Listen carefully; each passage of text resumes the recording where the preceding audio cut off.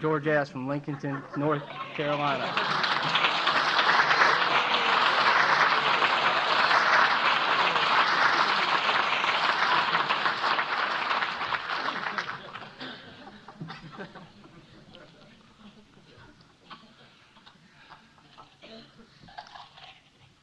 I asked for strength that I might achieve. I was made weak that I might learn humbly to obey. I asked for health that I might do greater things. I was given infirmity that I might do better things. I asked for riches that I might be happy. I was given poverty that I might be wise. I asked for power that I might have the praise of men. I was given weakness that I might feel the need of God. I asked for all things that I might enjoy life. I was given life that I might enjoy all things. I got nothing that I asked for, but everything that I'd hoped for. Almost despite myself, my unspoken prayers were answered. I am among all men most richly blessed. My name's George Sharp, and I'm a real alcoholic. Hi, everybody.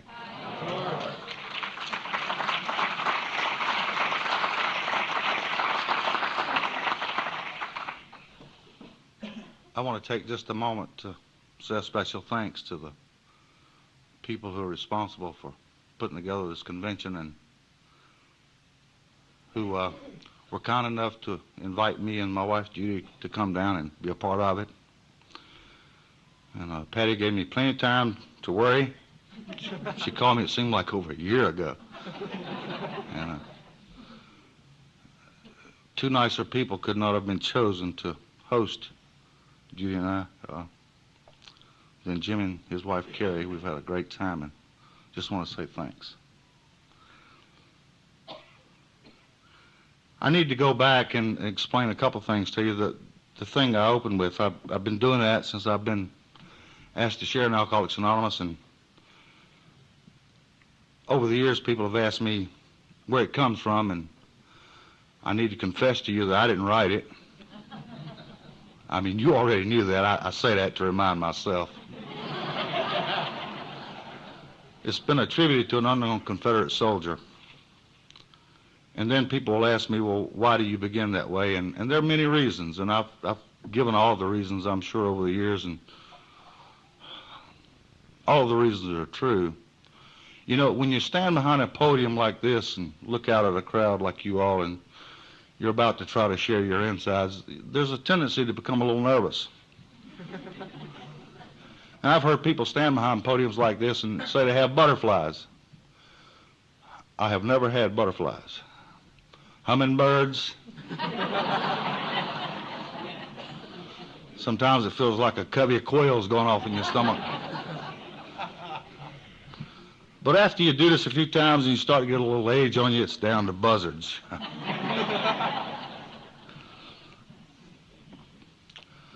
So I need to say something that helps put me a little bit at ease.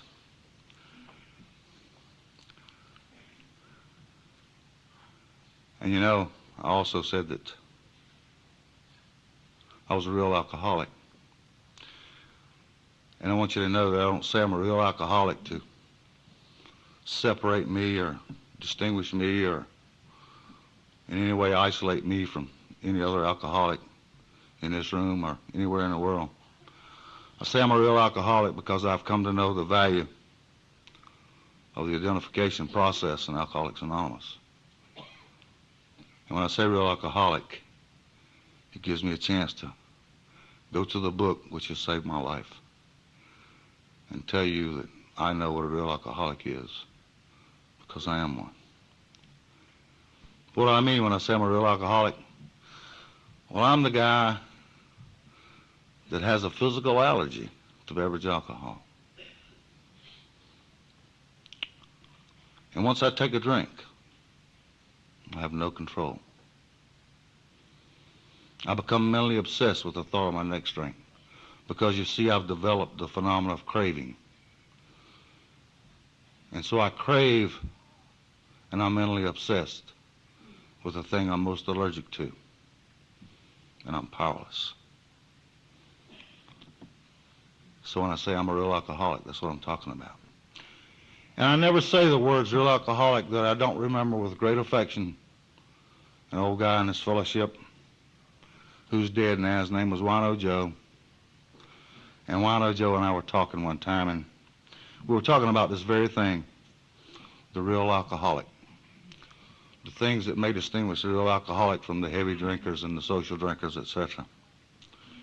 And at that time, there's some literature going around Alcoholics Anonymous, and it was a series of questions, and I don't know, there must have been 40 or 50 questions that this literature would ask, and the deal was if you answered yes to 10 or more of those questions, chances were real good that you were an alcoholic.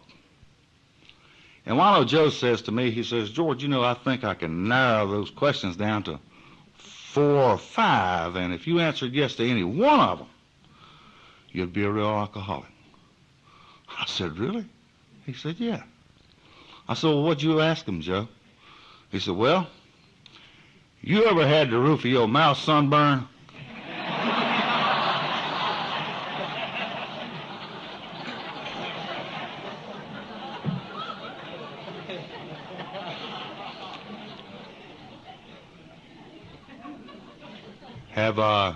Have you ever been arrested while in jail?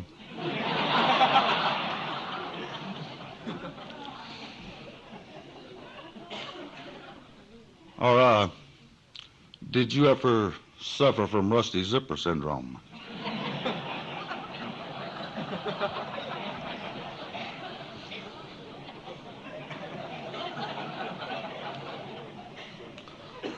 Or did you ever awaken feeling rather delicately and manage to weave your way through the furniture and make your way to the bathroom where you commenced to brush your teeth with preparation H?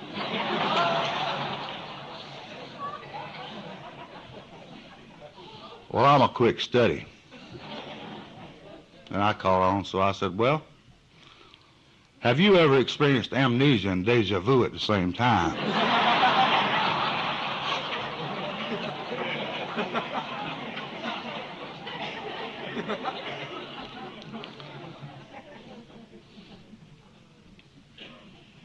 So I know at least 2 people who know what a real alcoholic is. But our stories disclose in a general way what we used to be like, what happened, and what we're like now. And you know, folks, if what I'm like now, if it were to be no different than what I used to be like, then nothing would have happened, and I wouldn't have an opportunity to stand here tonight. But I'm here because something did happen. And I am indeed a different man than what I used to be like. I grew up on a farm down in South Georgia into a family of poor alcoholics. You've heard the expression, too poor to paint and too proud to whitewash. I've heard people stand behind podiums and say, you know, we were poor and I never knew it. We always had plenty to eat. By God, I knew we were poor.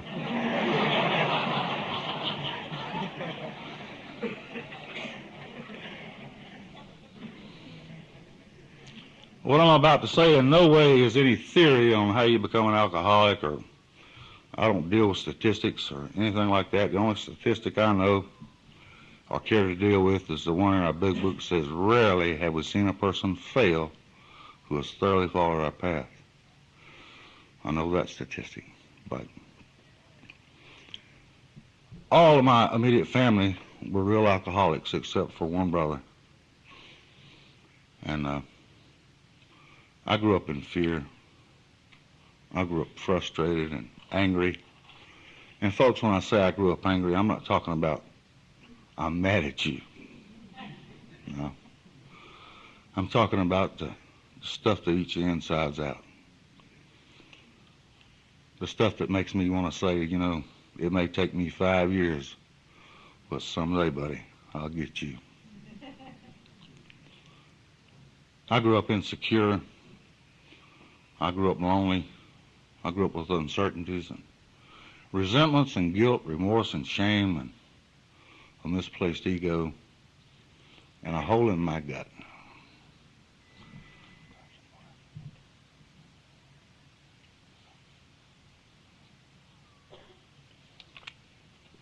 That's nerves.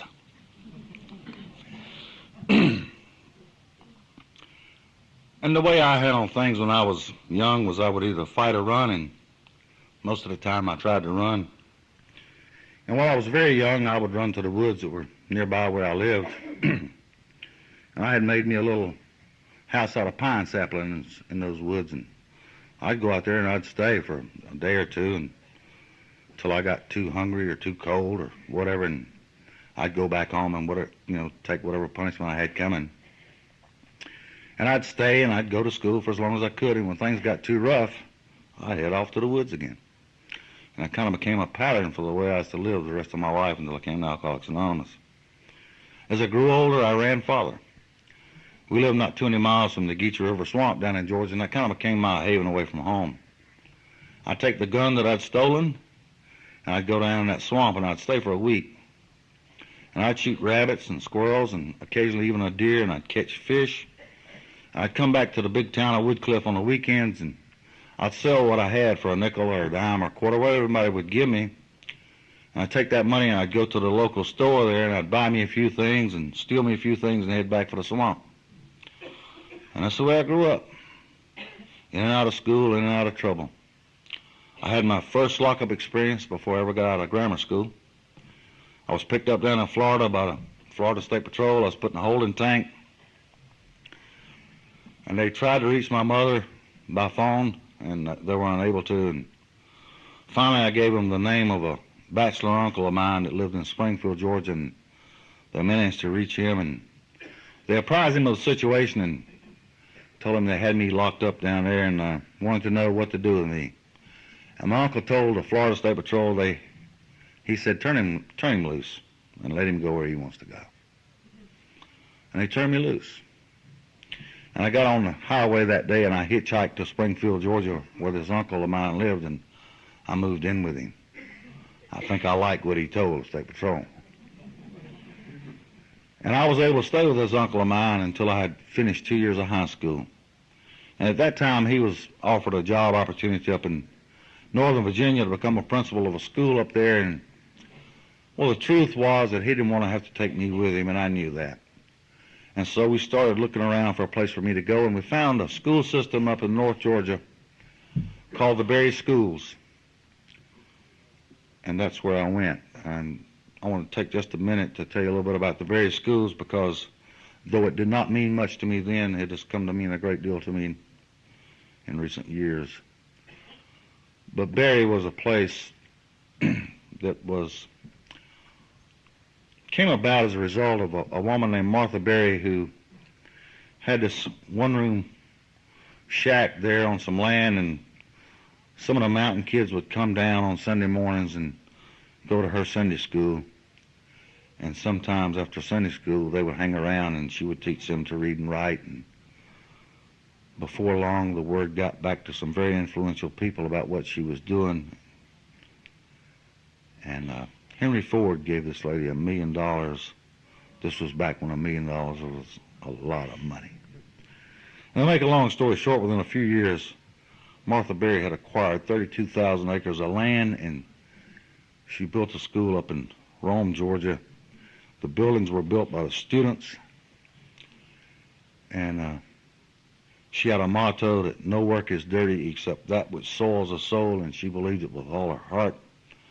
Because if you went to school there, you had to be poor, you had to work, and you had to go to church. That was a deal.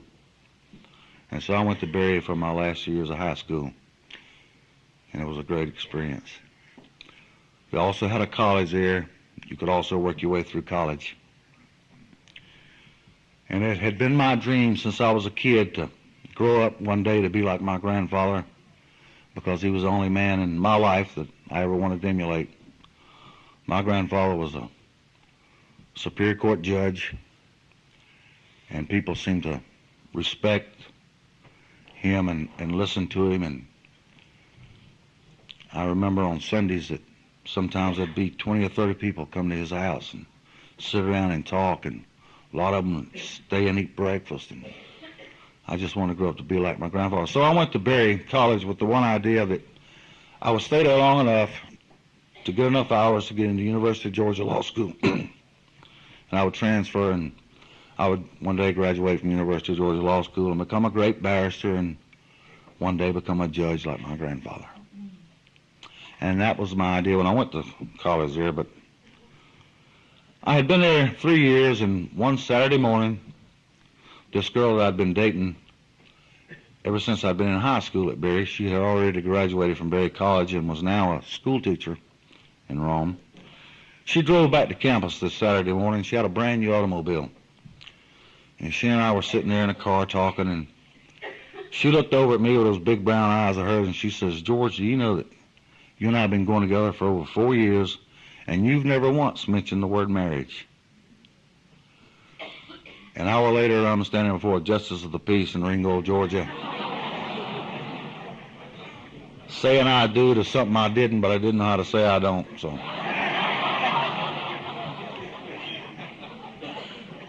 So we were married. Now my wife was perfectly willing and encouraged me to continue my education and get my degree and go to law school because she knew my dream. But I may have mentioned something earlier on about pride. My pride would not allow it. I went out and I got a job as a shipping clerk in a nut and bolt place. And I shipped nuts and bolts all over the country for a few months. And one day, one of the owners of the company came to me. He said, "George, you ever thought about selling?" And I said, "No, Sam, I never have." He said, "Well, would you give it a try?" I said, "Well, sure." So Sam took me out through South Georgia, showed me how to sell nuts and bolts. And he worked with me for a couple of weeks, and he said, "I think you can do this deal." And he left me on my own. And you know I could. I sold a lot of nuts and bolts in a very short period of time, and I had some money, and money was something I never ever had. And I went out with this newfound success, and I bought my wife and I a brand new house. I bought me a brand new car, and I filled our house with brand new furniture, and I also bought me a brand new pickup truck and a new shotgun and fishing equipment. And to use the South Georgia expression, we were living high on the hog.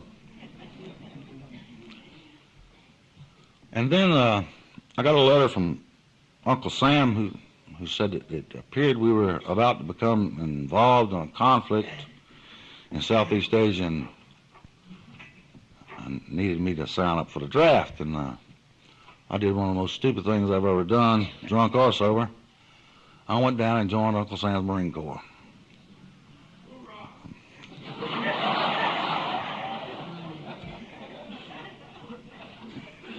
I won't stand here and bore you with a long Marine Corps drunk-a-log because that's precisely what it was. I will tell you this, I had 8 weeks continuous sobriety at Paris Island, South Carolina, I guarantee it.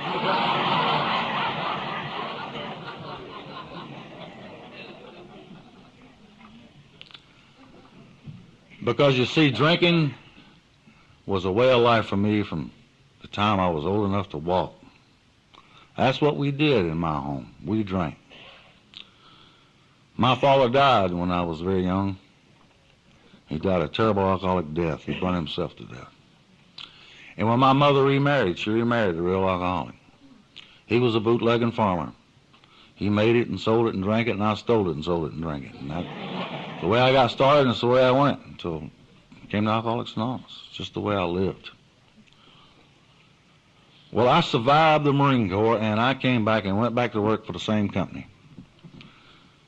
And Sam appealed to this, by now, tremendous ego I had, and said, "We're going to be opening up in the Mississippi Delta, and we need somebody to go down there and develop that area for us, and you're just the man. Would you do it?" And I said, "Well, sure, Sam." And so off I go out in the Mississippi Delta, and I'm talking about Tennessee, Alabama, Missouri, Arkansas, Mississippi, Louisiana, and I'm working out there, and the pattern repeats itself. I'm doing real good.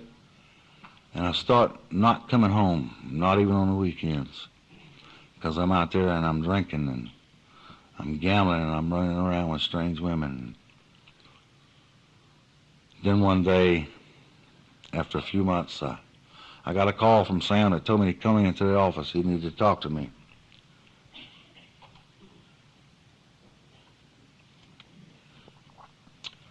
I went in and Sam fired me.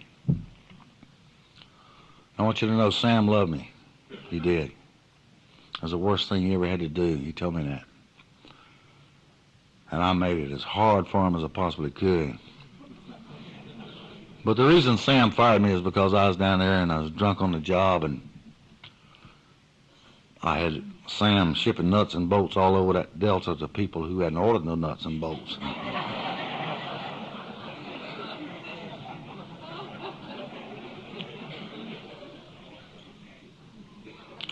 Sam had a son. His name was Crockett, and I gave Crockett his first drink because I was Crockett's hero. By then I had me a 1965 GTO triple black, 4 on the floor, 389, 3.2 barrels, and he idolized me. So I taught him how to drink.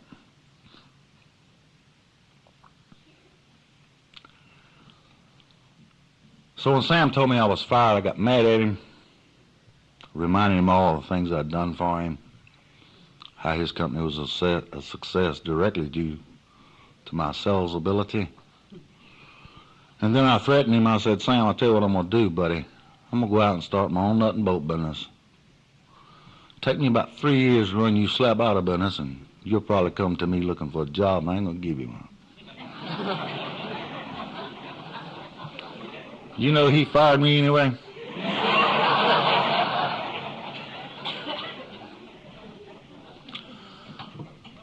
But I got another job in town selling Ford automobiles, and you know how the luck of the alcoholic, they seem to fall upstairs sometimes. It just so happened that the Mustang had just come out, and God, I sold a lot of cars, short period of time, and I impressed Julian, and Julian decided to make me manager of his truck and fleet department. And boy, I did a great job, and his service manager retired, and he put me over to his service department. 3 months later, Julian called me in and fired me. And the reason Julian called me in and fired me was because I was drunk on the job and I was cussing out the customers.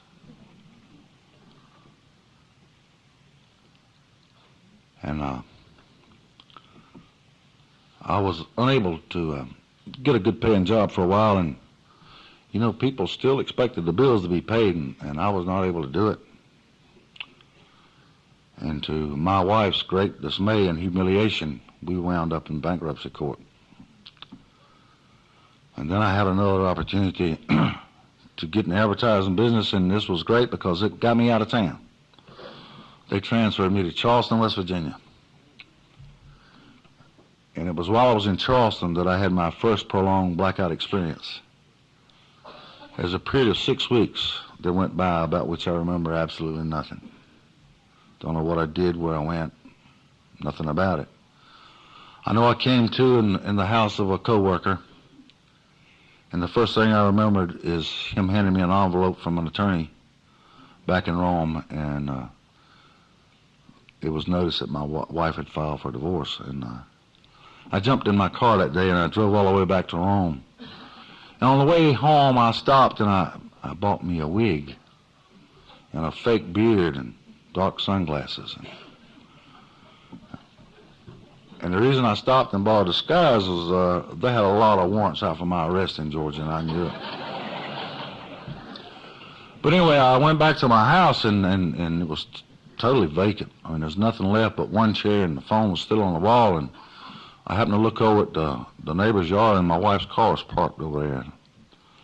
So I called him up, and my neighbor Cecil answered the phone. I said, Cecil, this is George. Is my wife there? And he said, sure. And she got on the phone, and she said, George, my lawyer's name is so-and-so, and his telephone number is so-and-so, and she hung up. Well, I called right back, and Cecil again answered the phone. I said, Cecil, let me speak to my wife. And Cecil said, George, your wife told me to tell you that her lawyer's name is so-and-so. And I said, hold it right there, Cecil. Now, y'all got to understand that me and Cecil never did really get along. I had a big old white German Shepherd I used to sick on Cecil from time to time. But he started that song and dance, and I said, let me tell you something, Cecil. I said, I'm going to give you 15 minutes. Now, that was my mistake. I said, I'm going to give you 15 minutes to send my wife out of your house, and if you don't send her out, I'm going to come over and break your damn door down. Now, Cecil knew I meant it, because he had seen me many a Sunday morning when he and his wife were getting ready to go to church. I'd be out in my backyard fast drawing, shooting at barrels and shooting at my dogs. And so he took me seriously. And, you know, about 12 minutes, I guess, had gone by, and my wife hadn't come out, and shoot, I was beginning to hope she wouldn't come out. I was looking forward to knocking down his door. But I heard the sirens, and I managed to get away, and I went back to Charleston. And from Charleston, they transferred us to Wilmington, Delaware. And we left on a Friday, and we were to be at work bright and early Monday morning in Wilmington, Delaware. Monday morning, a week later than that, I came to in Virginia Beach, Virginia. And in my pocket was more money than I had ever seen. And I knew nothing about how I'd come across all this money. But there's a guy with me who related the whole story. He said that he and I started out together for Wilmington. And we got to drinking on the road, and we decided we'd better stop at a motel and spend the night. And we did. And during our overnight stay, there's an old drunk that lived there at that motel, and the old boy didn't have no driver's license, and his registration wasn't up to par, and his tags were illegal, and the inspection sticker was wrong. Somehow he had managed to hit a car and do some serious damage to the car, and rather than get the police involved, he had called the motel manager in and talked to him and said, please find out who owns this car and let me settle up with him. And so I'm the guy that they settled up with. I've often laughed about that. That wasn't my car he hit.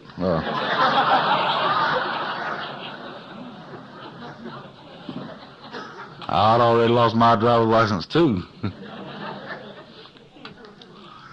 But we went on to Wilmington, and they let us go to work. And I'll have to tell you that my supervisor in Wilmington and I didn't get along very well, because and he would have fired me, but he couldn't, and the reason he couldn't is he was a heroin addict. And he had made a mistake of letting me watch him mainline heroin, and I had made the mistake of letting him watch me chug a load booze, and we kind of had an unspoken agreement. You don't tell on me, and I won't tell on you. So that was our working relationship. But he did the next best thing. He transferred me to Richmond, Virginia to get me out of his district. And all my traveling, I had met a girl that really physically could have been Miss America. She was a beautiful, beautiful lady. She'd been a model at Montalto's down in New Orleans, and she'd modeled some for Wiremakers in Philadelphia. And she's just a knockout, nice girl. And when I got to Richmond, I called her up and told her where I was, and she'd fallen in love with me, and she came down, and there's no delicate way to put this, we shacked up. And after a period of time, she became pregnant. And one night, in a drunken rage, I came in and I beat this girl up. She was 8 months pregnant. And I beat her bad. And she was bleeding profusely, and I was terrified. And I got her in the car and tried to get her to a hospital, and then on the way, I prayed maybe the only sincere prayer that I'd ever prayed as an adult. And it was desperation.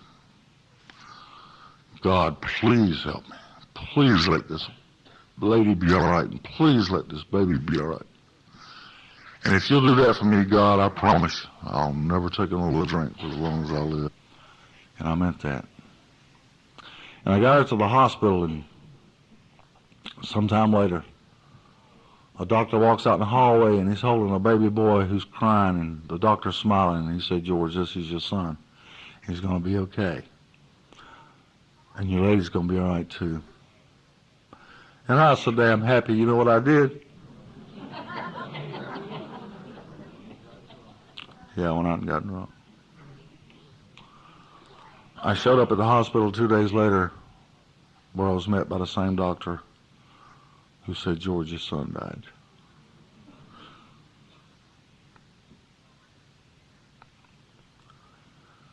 I don't remember doing this, but I'm told that I commandeered a nurse in an elevator and forced her to take me to the morgue. And I went through that morgue opening those slabs until I found this boy, and I was standing on the elevator holding him when the authorities came.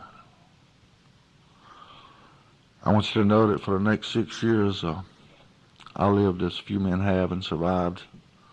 I drank as few people have and lived to tell the tale. I came to know what it's like to eat garbage out of pizza out of garbage cans, and I came to know what it's like to hurt people. I became a thief. One time I held up a convenience store, and I jerked a guy that was working in the store across the counter, and I beat him half to death. And the only thing I took that night was one bottle of wine.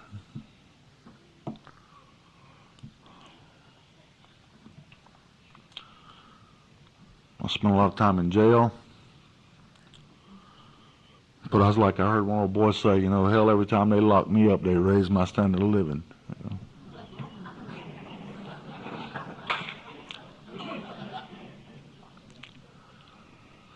And it was next to the last time I got locked up. I've been locked up one time sober. Innocent, you know. But the last time I got locked up drunk, I was put in a cell with a guy who went into DTs, and I was hallucinating, and somehow we survived. And we started talking, and this guy had been to a thing called Alcoholics Anonymous. And he's obviously I'm in here because I didn't do what they told me to do. And he said, I don't really know a lot about Alcoholics Anonymous. He said, I do know one thing, that I went there a couple of times and I met some of the nicest people I've ever met, and I think they really wanted to help me. And he said, if you get out of here, why don't you give them a call, and they might can help you. And you know, I knew I wasn't going to get out anytime soon because I'd been before the same judge too many times. I was what he called a repeat offender, and this time he was going to put me away for a long time. But I did manage to get my case continued, and I hired an alcoholic lawyer. And when I got out on bail, instead of going to the bridge on as I always would have done in the past, I went to a place in Richmond called 210 Madison Street, this old clubhouse here.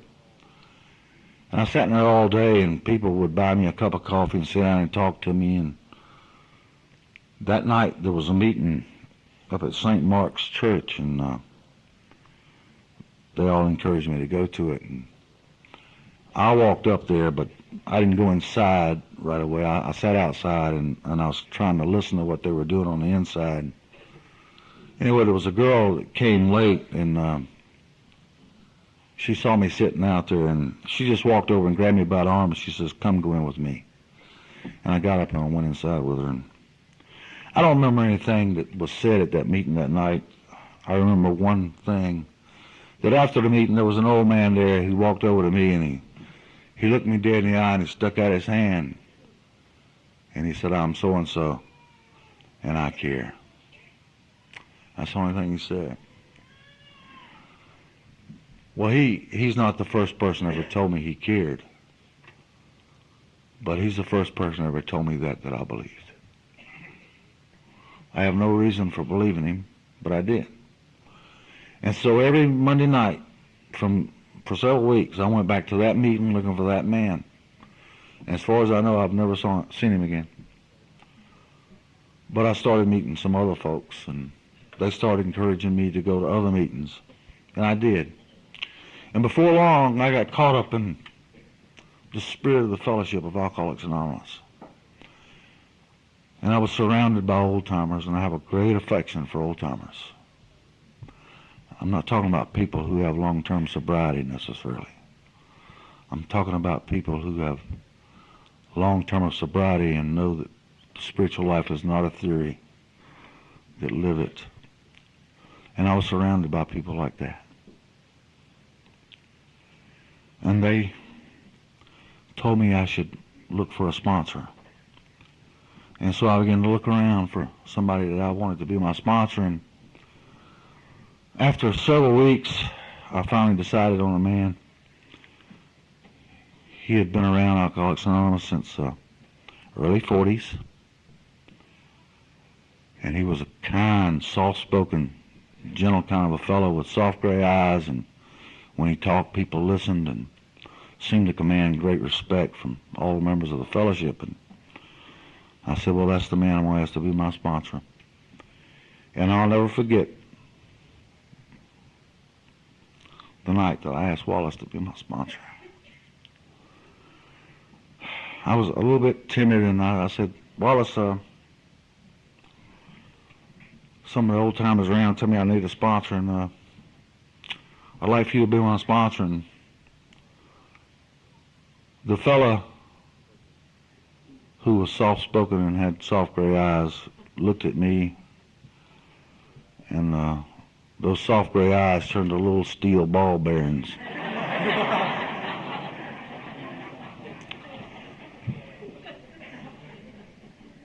And the mellow voice turned into a gravel pit. He said, I'm going to tell you something, boy. He said, I've been watching you ever since you've been around Alcoholics Anonymous. And with every fiber of my being tells me to get the hell away from you and stay the hell away from you, because you ain't nothing but trouble. He said, but you've asked me to be your sponsor. And I got sober in Alcoholics Anonymous, and I owe, anybody who asked me to help them, I owe them that.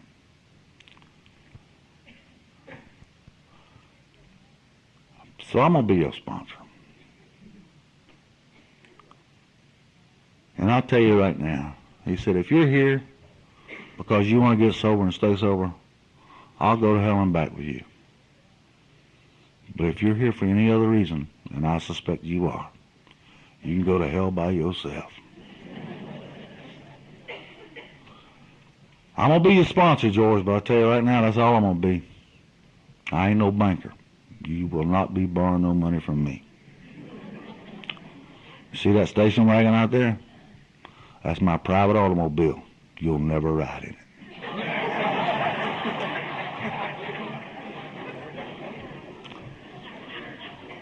My home is my castle. You'll never darken this door. You ain't gonna come out there beating no food off my table, boy. And I thought, what in the hell have I done?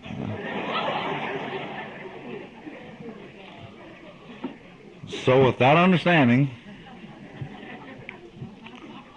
Wallace became my sponsor. A year later, Wallace is standing at a podium like this at a Southeastern convention where he introduces me as his son. I have already moved into his house.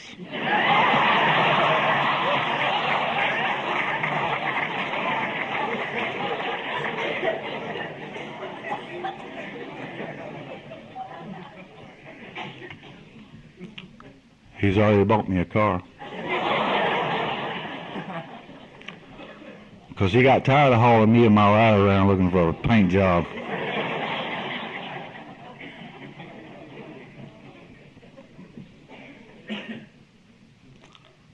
But he never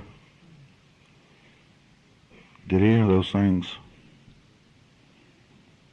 And he never became my friend until he was certain that I had done the things that were outlined in this book for people like me to do in order to recover from alcoholism, namely the 12 steps.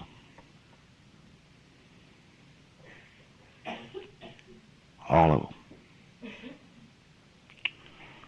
Wallace did some other things for me, for which I'll be eternally grateful. He not only taught me the history of Alcoholics Anonymous, he showed it to me. He took me to meet some of the people that were here when it was begun. He gave me an opportunity to talk with them. I got to share for many hours with Abby Thatcher's best friend. Not only that, he taught me the value of our traditions. Why we must at all costs preserve our traditions. It's the future of Alcoholics Anonymous depends on our upholding those traditions.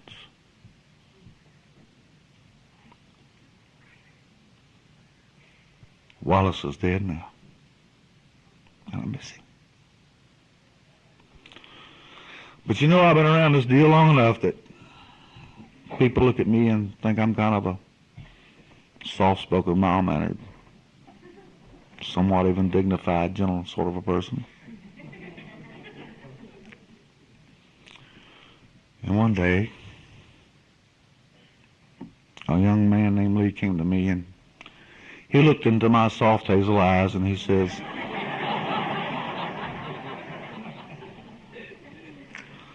"Some of the old timers around here tell me I need a sponsor, and I've been looking around, Mr. Sharp, and I'd like for you to be my sponsor." Well, my soft hazel eyes turned a hellish green, and in a deep, raspy voice, I said, "I'm going to tell you something, boy. I've been watching you ever since you've been around this deal. And every fiber of my being tells me to get the hell away from you and stay with me because you ain't nothing but trouble. But I got sober in Alcoholics Anonymous, and I owe a debt of gratitude, and you've asked me to be your sponsor, and I'm going to be your sponsor. And if you're here because you want to get sober and stay sober, I'll go to hell and back with you. And if you're here for any other reason, you can go to hell by yourself." And on and on.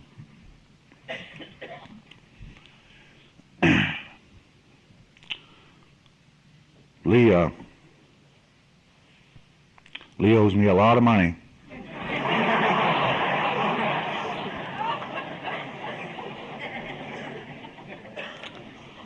Our home kind of became his home for a while, and until he got on his feet, and now he's moved away to Atlanta, and he's doing very well. And we have a meeting at our house on Wednesdays, and about every Wednesday lately, during our meeting, Lee calls me, and it seems like some old young fella saw him around meetings in Atlanta and thought he was a gentle sort of a person.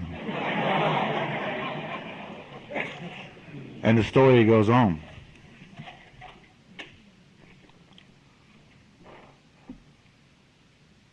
I once read a story about a village of creatures that lived at the bottom of a great crystal river. And this river flowed silently over all the creatures that lived at the bottom of it. The rich and the poor, the young and the old, the healthy and the infirmed. And all those creatures that lived at the bottom in their own special way clung to the rocks down there at the bottom of the river because they had been taught since they were born that they had to cling to those rocks because should they ever let go, the current in that river was swift and strong, and it would grab them and would sweep them downstream and smash them against the other rocks, and they'd be killed. And so each creature in his own way clung to the rock from the day he was born until the day he died. Finally, there was one little creature who said, "I'm bored. Though I cannot see with my eyes, I think this river knows where it's going.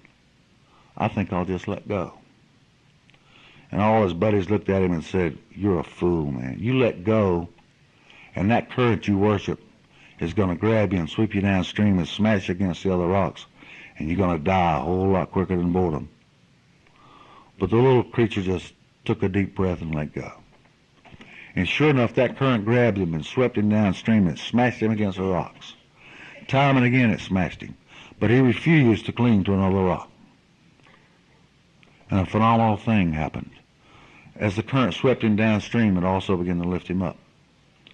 And before long, he's sailing along in that river above all the rocks. And he's being battered and bruised no more. And of course, as he swept downstream, to all the other creatures, he's a stranger. And they see him sailing along in that river, and they looked up, and they say, look, there's a miracle. He's one of us, yet he flies. He's a miracle.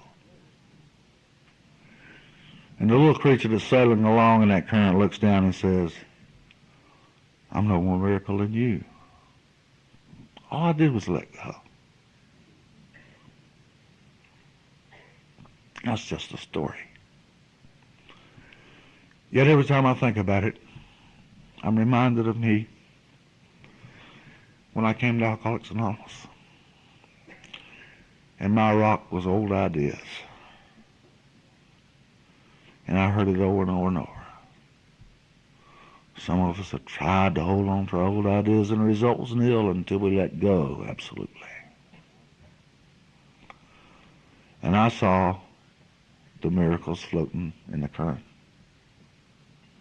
And I heard them. Thank God I heard them.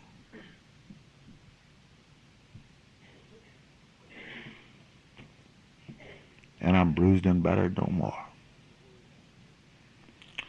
I stand before you tonight a free man. I stand before you tonight a man who's most richly blessed. I took it to heart when they said that nothing so much ensures our sobriety as intensive work with other alcoholics. Hell, I married one.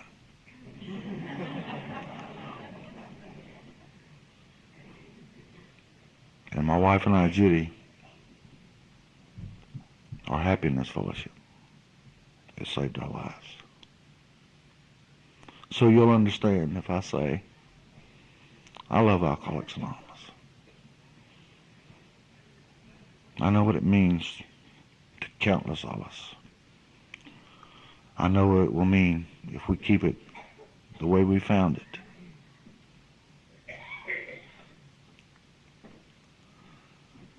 I'm winding down, and I know y'all got happy feet. So let me say this. It's been said 1,000 ways, but nowhere is it said better than it's said in our book. Abandon yourself to God as you understand God. Admit your faults to Him and to your fellows. Clear away the wreckage of your past. Give freely of what you find here and join with us. For we shall be with you in the fellowship of the Spirit. And you'll surely meet some of us as you trudge the road of happy destiny. May God bless you and keep you until then.